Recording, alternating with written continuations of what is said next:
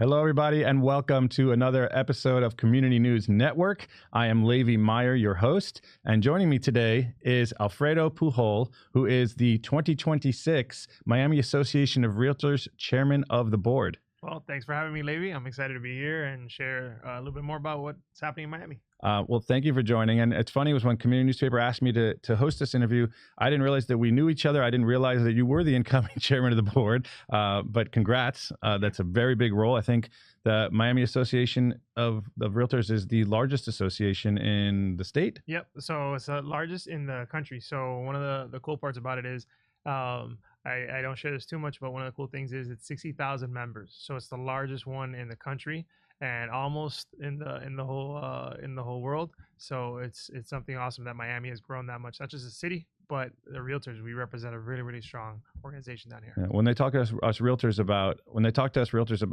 competition or it being too easy for us, I always remind them how many licensed real estate agents there are just in Miami. In the Miami Association alone, it's 60,000. Yep, there's a lot, and one of the cool parts is that you get to hang out with some of the best. So when, like you said, when we found out that we were doing this, it was just awesome that we know each other. A lot of the top brokers, a lot of the top agents know each other because we're out there in the community helping people find their homes, helping people, with their sales. I love it. So today we're going to talk about several topics, but we want to talk about mostly what's going on in Miami. For starters, Miami continues to outpace most major markets, even while interest rates are remaining relatively high. Can you tell us a little about what is fueling that and what's inciting that market? Well, born and raised in Miami, I think everybody wants a little piece of the weather. Today's raining, but most days are sunny. If a hurricane comes, yes, they come. We have time to get out of the way. But what's fueling it is not just the weather, but it's our tax.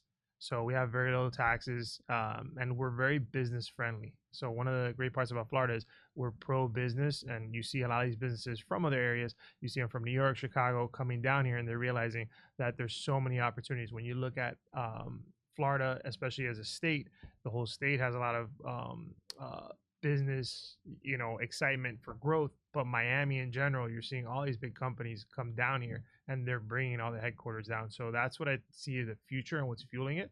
And that's obviously building demand in buyers and sellers and bringing more of that demand in real estate. Yeah, well, several of these big companies that are moving down here are just starting the process of moving over those people. I know like Citadel has 1,000 employees that they're looking to move here, and I don't think they've moved more than a few hundred, if I'm not mistaken. So there's many more to still be coming, and I think that continues to drive demand. Yeah. Talk to me for a minute about foreign buyers. Right now, I read that there's over $3 billion in foreign investors into South Florida in 2024. What makes Miami such a magnet for the international capital? I think everyone always looked at other areas as the international hub. I think Miami's always been the international hub, and now we have actually people that are from other states coming in. But in terms of foreign buyers, they're seeing now their money go even further here. So like the last few years, Argentina, Colombia, Canada were the top three. So you also see in foreign buyers, the countries sometimes that are having some challenges, different changes, that money starts to flow into Florida. So Florida always had international, always had the foreign buyers coming in. What we're also seeing now from the foreign end is we're also seeing some markets from Asia starting to look and see what's happening here in Miami, especially in our local markets. They're coming in and they're starting to see how can I develop or bring my businesses down here. So that's obviously fueling the real estate. And if you look at prices compared to any other country, Miami in general is still very low price per square footage of what you get. For what you get an apartment here in like Singapore, any other country, you get twice the property. So that's what's fueling a lot of these foreign buyers. Yeah. And there's a currency exchange that takes place there as well, right? Where there's a value to buying real estate here where the money's safe when the dollar performs in different ways in other parts of the world. Yeah, and I think a lot of foreign buyers always knew that. I think now you're seeing the larger foreign buyers coming in to develop, and I think that's what essentially will continue to fuel. We have a lot of condos, a lot of different opportunities where they'll come in and they're going to put those funds into to fuel our market.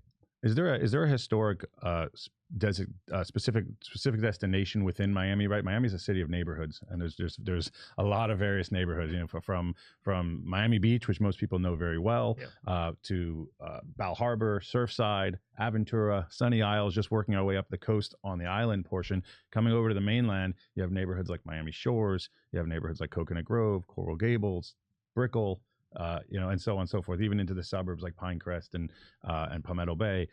Where is it that foreign investors you think are coming to put their money? I think you always saw them put the money in the beach, or the different beach areas, like you mentioned. You see them from, you pretty much have every country as you move up through the beach. You have all those different pockets of it. I think you're starting to see them make more of different areas home. So they're working out of, let's say, Brickell, and they're setting up some businesses in Brickell that they might be living in Miami Shores, Coconut Grove, Coral Gables, or those areas, and they're driving in. So you're seeing a little bit of different influxes. Before they used it more as vacation. Now they're coming in and they're like, okay, I'm going to set up my family. I'm going to start bringing in more of that family side to Miami. Do politics play a role in any of this? Both, I would say, internationally and domestically for people moving to Miami. Great question. I think they do. I think, like I mentioned earlier, the business taxes, we've been able to lower business tax, so that obviously fuels it. So I think politics and our very business friendly or pro business government has helped. Do I think we have opportunities to grow, like with any emerging city? If you look relative to New York, Chicago, those areas, we're young. So I think in terms of politics, it does play a role. What the mayor did here in South Florida, when he did an ad a few years back, brought all the locals. How can I help? Remember? How Yeah. can I help? So you remember, yeah. So that drove the California markets and all the tech markets and those sectors. So you still see the influx of that. And the foreign market, just to kind of tie into that, that hasn't showed up yet. We've had more of the California, the West Coast markets and New York. We haven't had the foreign market hit just yet, as it starts to hit even more and come in. And I think the politics, if you do that, I think they've done a good job here in Miami-Dade to make sure that we're driving that. Very cool. Shifting gears for a second, we're seeing a tech and finance professionals relocating here, really post-pandemic, but starting from the beginning of the pandemic and more onward into post-pandemic. How's this shaping Miami's real estate profile and buyer behavior? Well, 65% of buyers remain cash. So when you see those finance or those different companies coming in, a lot of them are still buying cash. There is financing, and obviously that's 65%. So that leaves another 45% for financing on that end. But you're seeing that fueled, and our market continues to push the prices up. We've had, I think, 161 consecutive days of growth in our markets. So we've continued to grow. And if you look at on a relative scale, even though we've grown that fast here in Miami, we're still stable in terms of a market. So you're gonna have your little pockets of ups and downs, but people still are trying to move in. So if desirable areas, areas that people can get these homes, they are still making offers to purchase. Yeah, I'd say what I'm noticing in a similar fashion is that historically, anyways, foreign nationals that are parking money in Miami will often buy condos. They may or may not live in them. They'll rent them, but it's a safe place for them to put their money for whatever reasons that may be happening in their individual home countries, politically or financially. Yeah. Right. When we talk about tech pros moving to Miami, I'm seeing more single family, more residential, permanent, primary resident homes.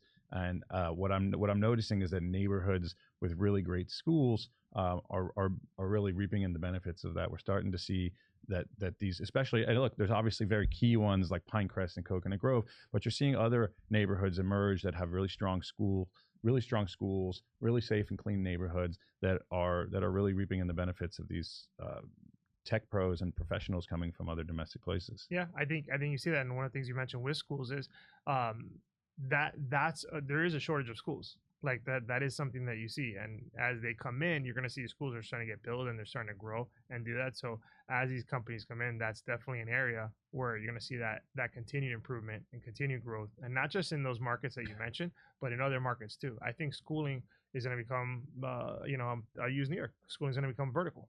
So like you have buildings and things where there might be use opportunities for the schools there in the main parts of the city, because here a lot of schools have land. And they've done that, but we're running out of land. So there is opportunities there, especially for that client that's coming down. And interestingly enough, I think that does play back to the political question, which is that there was actually a very recent bill passed in the state of Florida that love or hate. That people can argue politically whether they love or hate certain details of it. But one thing that I think was very clear about it is that it's very pro-parent, and its intention is to kind of give parents control over what's happening inside of those schools. Yeah. And we're seeing a big, at least I'm already seeing that there's a big push to create more schools, to expand the schools that are there. I know that several of the schools that are limited on their space are already reaching out for to their neighbors to expand, or they're looking for very close by satellite locations to expand their schools. Recently, I interviewed Rabbi Dr. Gil Pearl, who's the head of school for the Jewish Leadership Academy, or otherwise known as JLA, which is a brand new Jewish private school that just opened just outside Miami Shores. And they have students coming from Boca. They put it in Miami Shores so that they could be centric for people to be coming from Boca, from Aventura, from Miami Beach. And, my son's coming there from Coral Gables. They have people coming from Pinecrest and from Key Biscayne. And so we're seeing people from other markets, I think, are much more comfortable spending 20, 30, 40 minutes in a car to go to work, to commute to work or school. People in the city, people in New Jersey take a train to get into the city every day. People go from Westchester and Greenwich to go into the city. Miami, it's maybe not as common for people to do that, but it's as the city emerges and grows, and we take in people that are very comfortable doing that, you're going to see the landscape expand and more schools open as well. Yeah, one of the things on schools, just to talk about this, is sometimes realtors get looked at as, okay, we're just buying and selling homes. But one of the things that we've done with the association is we've worked with Mayor Suarez, Mayor Levine Cava, like we've worked with them, with the Beacon Council, to make sure that our realtors understand the value of that, because that's the family unit. So the stronger that is, the more growth that we're gonna have as a community. So we've seen that happen a lot, where we have events at the association. We have a headquarters, and we have events where we host about 300 plus people. And we've had, like I said, Beacon Council, and these mayors have come up and they share, okay, this is what we're doing in infrastructure, this is how we're building, and then that's going out to the realtors like you that are active in the community, and then we're bringing that to the families that might be from out of state and understand, look, this is a 30-minute drive. Eventually, we're gonna have the infrastructure where, like you said, you take the train in from New Jersey into the city, and you're gonna do that, like the Bright Line. You're seeing now people come from West Palm Beach all the way down to work in downtown. Yeah, they're working down there. They come just to catch a show and they go home. Correct. Catch a heat game. So that's the future. I think we're so young as a city. I keep telling everybody, as someone born and raised here, we're so young as a city in terms of the infrastructure, that as that continues to grow, that's going to fuel the market. And if you look at, like I said, cost of living on that, you're still get a quality, high quality lifestyle for what you pay. Yeah, and from what I can see, our schools' tuitions are still cheaper than other states as well. It's a lot to, it's a rising cost, and private schools are expensive, but we have some incredible public schools here in Miami. I opted to send my kids to Pinecrest Elementary, which is a great public offering in the village of Pinecrest, just outside of Coconut Grove. Something that many people don't know is that in Miami, or in the state of Florida, we have something called school choice. You could choose where you want to send your kid, and as long as there's a capacity in that school and a few other check boxes, you'll have the opportunity to choose which school you want to put your kid in. Yeah, I have my son is 5, and it's the same thing. We're able, with some of those programs, to be able to subsidize some of the school costs and things that I have there with all these programs that they put in as a state. So you don't have to necessarily live in the hub or be in downtown. You can live on the outside, and you can be, within like 30-40 minutes drive, and still give that quality, that school, and that education that the family needs. And I think that's from the outside in. Sometimes Miami gets looked at as we don't have the best education. I think we have good education, and really good education, and getting even better. And I'm glad you brought that up. That's something that whoever's watching this, if I'm in another state, like it's not just good. It's going to get a lot better as we bring in all these additional funds and all this growth. It's going to just improve and continue to improve. Yeah, and I think schools get better with involvement from the parents. It's a fact that when you see, the best schools, the schools that have strong PTAs, that have strong parental involvement, and we're seeing the quality and caliber of Miami residents rise as more and more people move here and take an interest in the schools. So I think that, honestly, I think the schools are already fairly great, and there's a lot of really great private schools, although very competitive. Yeah. I think we're only going to continue to see them get better and better as time goes on. So I want to shift gears for a second and talk about a stickier subject that has been on everybody's minds. I think there's some good to talk about and some bad to talk about, but let's dive in to new condo laws and legislation that are changing the game for buyers and sellers. How are realtors helping clients navigate this new landscape? Can you share a little bit about us from your perspective about what's going on in condo legislation and some of the new condominium law that's coming out? So I think one of the things that we want to make sure we get everybody out there is, so a House bill was passed, House Bill 913 was just passed, and that ties into some of the live local and working on those acts. And one of the things is to make sure there's more condo transparency. So our goal is with the condo transparency to make sure that the buyers, right, and the sellers and everyone has more transparency in terms of what the costs are, if there's assessments, if there's any issues with the units. And what this is hopefully going to fuel is a stronger condo market. So Miami has about 70% of the condo market is 1990 or older. 70%, so, you said. Yeah, so it's a big percent that is older. So what we've been working for, and a lot of this comes from Florida realtors, a lot of this comes from Miami Association of Realtors. So we do a lot of advocacy, and we go is to Tallahassee, and we make sure that our politicians know and they understand, hey, we have the condos, but we need this transparency to be able to help the buyers, the first time buyers, or the retirees, either to sell or to find the right property. So this legislation's helped to make it more transparent, and it's also helped for safety, because it's requiring the buildings with the structural integrity reports, which is called the SIRS. It's helping the buildings to improve and also not put such a big burden in terms of cost. So there's also been funding that's gone out from the state, which helps on the condos. So people can also apply for funding. So they can get some of the assessment costs or some of that lowered so they can stay in their condos. So the goal is not to get people out of condos. The goal is to get the condos up and running to make sure that then they become for the first time buyers or the downsizers. You see a lot of people that had the house in the Gables or the Grove or Miami Shores, and they don't need that property. So the condo is an opportunity for them. So with this transparency and these bills that have gone into place, and DeSantis has done a great job of this, and our local politicians, that's fueling, and that will hopefully protect the condos moving forward. Is it going to be fast? No. But is it going to fuel it and make it stronger for the future? Yes. That's why if you look at Miami as the place to be and you compare it to other areas, we still have so much more opportunity for growth as these laws come into effect. That's going to fuel this market even more. Yeah. So, not long ago, well, maybe it was last year or so, right at the beginning of this condo legislation, when it was being proposed before it passed, I interviewed State Representative Vicky Lopez. And now, the bill is passed and there's a lot of new stuff on the horizon. You had talked about how 70% of our condos are pre-1990. Yep. Okay. I've had the fortune of traveling via the Compass network. The Compass has this large national network, and there's offices in almost every major city in the country. And so, without naming any specifically, but some of the most prolific real estate markets in the country. And I go to visit condos and go to open houses and brokers events that where the list prices are $3 million, $5 million, $10 million. And these are early 1900s buildings. Yeah. Wow. The kitchens are smaller than this table in many cases, and people are spending $5 million or $3,500 a foot on that real estate. Miami is still a younger city, and so I always find it interesting. People call this inventory old, right? It's like, it's 1990. Ooh, Yeah. But when we're consulting clients that are looking at condos, I often give them the advice that if you pay attention to the age of the year, old has a can be, it's left to the imagination to decide what is old. But for me, I always tell people, Hurricane Andrew hit in 1992, and the state of Florida changed its legislation on construction law for these high-rise condos, and the new code, which has evolved over the years, is the best construction code in the country. There's nobody else that builds the way that South Florida does, right? Because we want to make sure that we're hurricane resilient. People think that hurricanes are a Miami problem.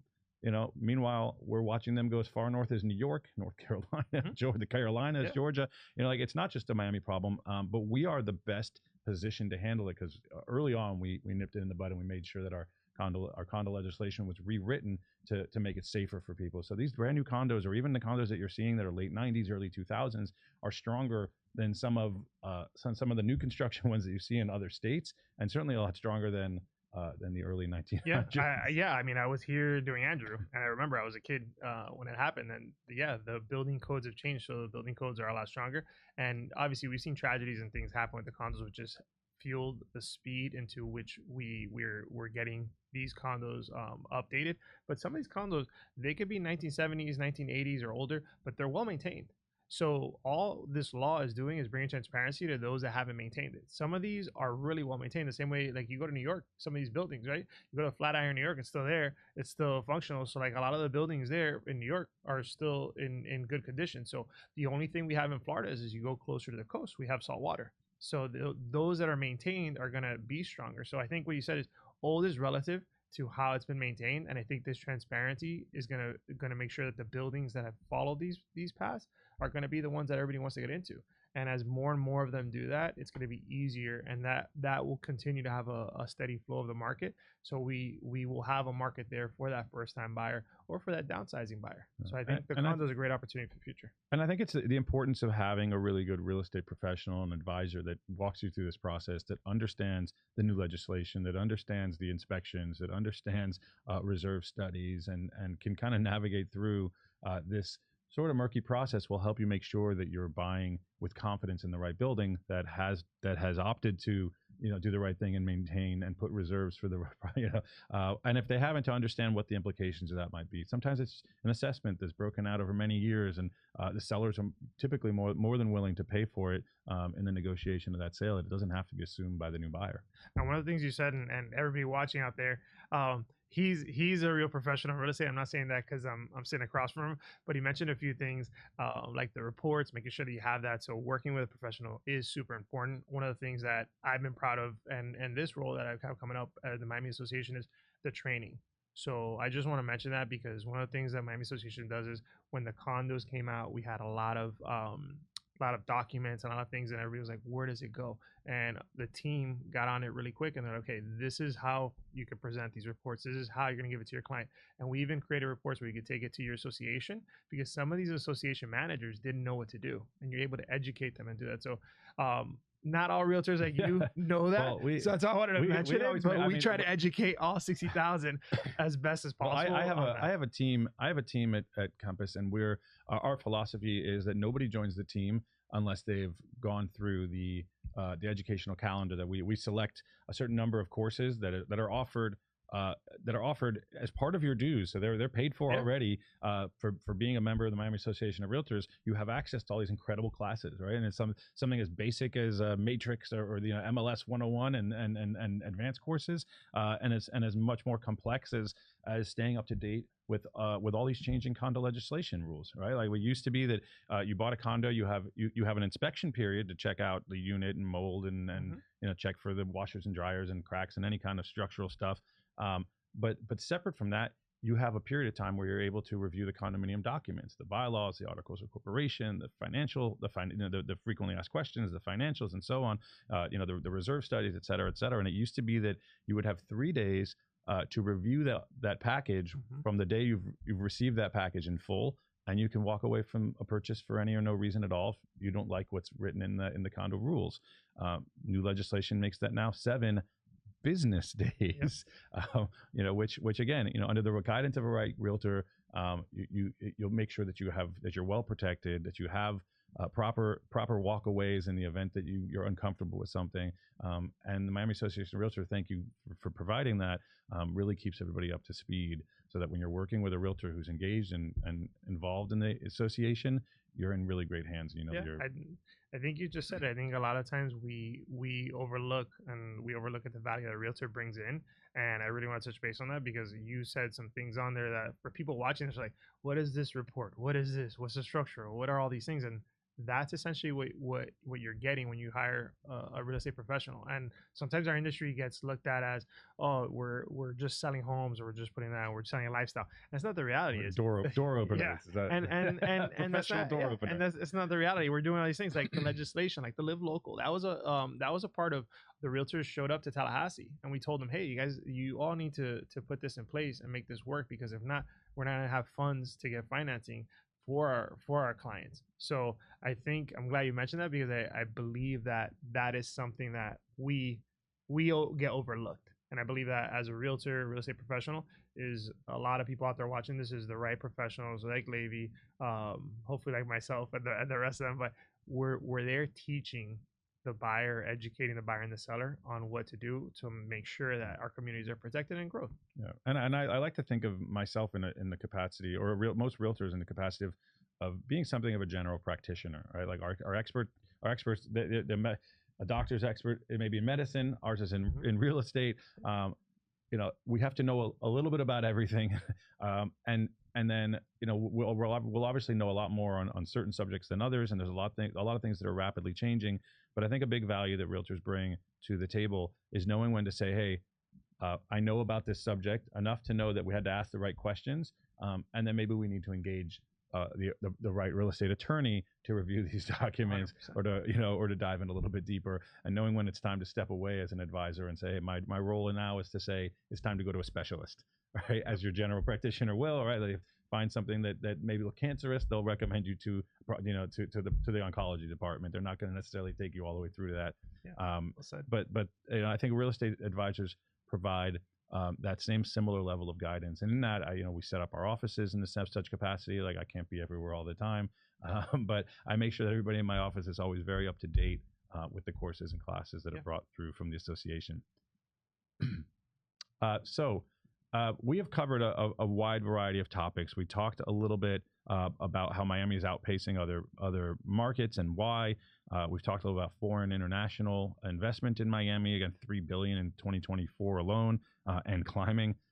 We talked a little about the tech finance professionals moving down to Miami and some of the new jobs that are being created and how that's shifting communities. And we've talked a lot about condo legislation and the new navigating the new complex condo law. I want to talk a little bit about your predictions for Miami. It's a difficult subject because we know that nobody has the crystal ball of real estate. But what do you see happening over the next 6 months, a year, 5 years in Miami, from a perspective of market strength, interest rates? So I think the last few years we've seen a slowdown. When I say slowdown, in terms of the volume's still up. House sales, there might not have been as many as it was during the pandemic, but the home sales are still jumping and growing in a lot of different pockets. So I think the next few years, the next 2-3 years, are going to be a big boom in business as the rates start to lower a little bit. We've still seen an influx of rates, and 65% has been cash. So as the rates drop, that's also going to bring that market that's under $1 million, because yes, there is a market under $1 million. That's going to bring that up. The condo legislation is also going to help fuel that too. So in terms of real estate, I think Miami is setting the trend. They're setting the bar in terms of what's happening in and across the country, and people are watching it. In terms of technology, finance, all of that, you're seeing it. So we have Citadel showing up. We have all the crypto, blockchain technologies. They're all showing up here. We've always had finance, and we touch base on international too, which has been quiet the last few years, but that's still on the sidelines waiting to come in and develop even more. So I think if you're someone predicting the future of Miami, I attended an event, Invest Miami, and they said 10 years ago Miami was growing and still continues to grow. And that, I think, is the next 10 years, the future looks bright for Miami and for Florida. It looks bright because there's still land in the north part of Florida. Here we're gonna have to start growing vertical, but in the north part there's land. There's land all over. Like I have an 80-acre listing off of Chrome Avenue, just off of Kendall Drive. Yeah, so we have plenty of land. One of the things I tell my clients when they're nervous about where the markets are and are going, the people that have this, I've been hearing it since the beginning of my real estate career, but and I think it's a little bit of PTSD, right? People are always worried that next big crash is coming. And again, we don't have crystal balls. So, but I do remind people that in our 14+ year real estate career at this point, every single year of those 14 years, I've heard people worrying about this looming crash that's coming, the recession that's happening, and how real estate prices are going to come down 30%. And what I find interesting is that over the last 6 months, we've watched the market stabilize. We've watched transaction volume, meaning the number of homes sold, come down a little bit, but we've actually seen one of the biggest booms in luxury real estate sales that we've ever seen. And so I tell people, watch what the people with real wealth are doing, because it tends to be an indicator of what's to come in any particular market. So if the real wealthy are exiting and running for the hills, maybe a sign that market's going to be great. If they're pouring in here and we're seeing record breaking 30, 40 plus, 100 plus, $200+ million sales in the state of Florida, I'd keep an eye on that. Yeah, that I think you said it just right. Is that that type of money is going to bring those businesses, going to continue to fuel the economy, and we continue to see that ultra luxury 10 million and above go under contract. So that essentially that buyer fuels the other sides of the business. So I think the future is bright. There's no crystal ball. I started in '07 when the market went backwards. What a time. And at the end of the day, I think Florida's position and Miami's position really, really strong. And I don't say that because we live here. I think you and I see it every day. I just see it every day. And everybody that's told me, oh, the market's going to change the next 30, 60, in the next 30 to 30 days, 3 months, a year. It's always like, I always go back and say, if only you bought, if only you bought. So I tell people, buy what you can afford and be able to withstand through any ups and down cycles. And Miami's going to always continue to surprise you. So, Alfredo, thank you for being here. To our viewers, is there any way that people can reach out to you? What's the best contact point if somebody has any questions or wants to learn more about the association? Yeah. So if you want to learn about the Miami Association, you go to miamire.com. So everything's there, especially all these condo docs, all these information is there. If you want to find me, you can find me on Instagram on Pujol Real Estate and Levi. And thank you guys for watching the Community News Network. Again, I'm Levi Meyer, and I can be reached Levi at compass.com. Thank you for watching. And Alfredo, thanks for being here. Thank you.